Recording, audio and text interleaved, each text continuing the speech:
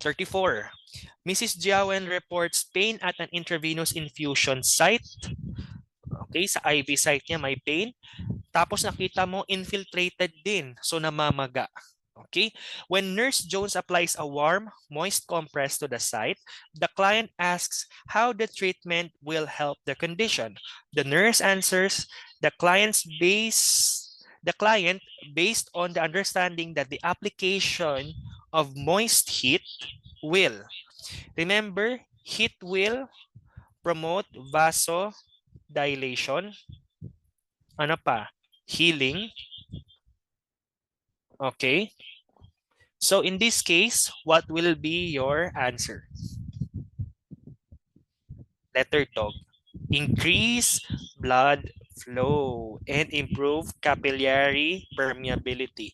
So dahil nga nagbabasodilate yung heat, it will also increase the blood flow. Okay?